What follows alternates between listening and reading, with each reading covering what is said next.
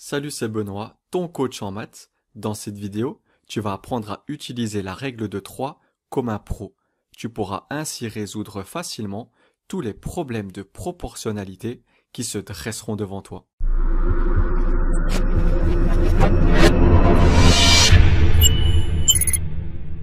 Le prix de 9 ananas est de 36 euros.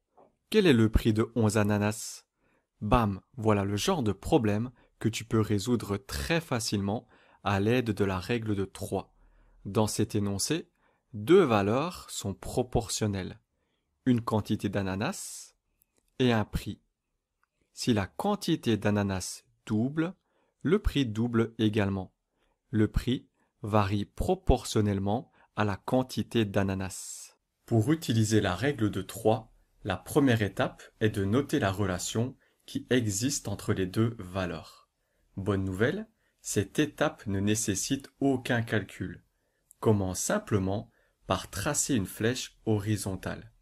L'idée, c'est de noter d'un côté de la flèche la quantité d'ananas acheté et de l'autre côté le prix correspondant. Il suffit pour cela de recopier les informations de l'énoncé. On te dit que 9 ananas coûtent 36 euros. Tu peux donc noter 9 ananas à gauche de la flèche et 36 euros à droite de la flèche. De cette façon, tu viens de mettre en relation une quantité d'ananas au prix correspondant. Tu as associé 9 ananas au prix de 36 euros. La deuxième étape consiste à en déduire la valeur associée à une unité. Dans ce cas-ci, il s'agit de trouver le prix associé à un ananas. Trace une deuxième ligne horizontale juste en dessous de la première et note un ananas à gauche de celle-ci. Ton objectif est de trouver le prix d'un seul ananas. Tu noteras alors ce prix à droite de la flèche. Pour mener à bien cette mission, observe la quantité d'ananas notée sur la première et deuxième ligne. Ensuite, pose-toi la question suivante. Par combien faut-il diviser 9 pour obtenir 1? Par 9. 9 ananas divisé par 9 est égal à 1 ananas. Tu es passé de la première à la deuxième ligne en effectuant une division par 9.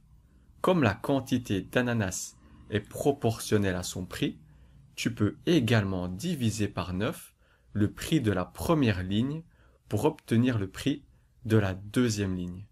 36 euros divisé par 9 est égal à 4 euros. Tadam! Le prix d'un ananas est donc de 4 euros. C'est sur ce principe magique que la règle de 3 fonctionne. Quand deux valeurs sont proportionnelles, tu peux diviser chacune des deux valeurs par le même nombre afin d'obtenir de nouvelles valeurs. Ok, c'est bien beau tout ça, mais à quoi ça sert?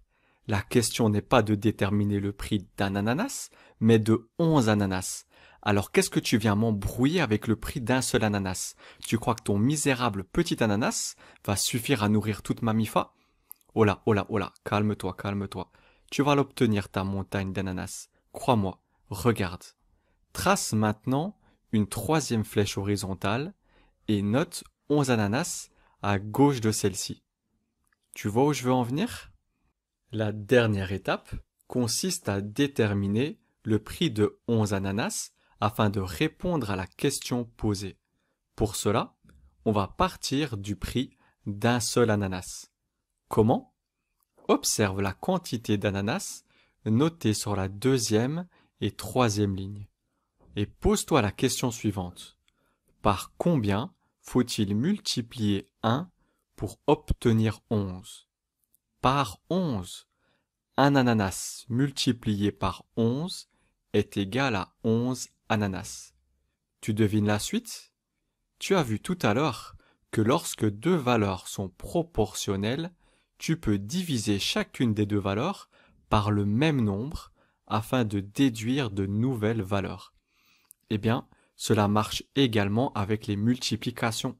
Quand deux valeurs sont proportionnelles, tu peux également multiplier chacune des deux valeurs par le même nombre afin d'obtenir de nouvelles valeurs. Tu viens justement de constater que pour passer de la deuxième à la troisième ligne, il suffit d'effectuer une multiplication par 11. Tu peux donc multiplier par 11 le prix de la deuxième ligne pour obtenir le prix de la troisième ligne. 4 euros multiplié par 11 est égal à 44 euros. Eh ben voilà, félicitations, tu viens de résoudre ce problème de proportionnalité. Le prix de 11 ananas est de 44 euros. Tu peux utiliser cette règle de 3 pour résoudre tous les problèmes de proportionnalité qui se mettront en travers de ta route.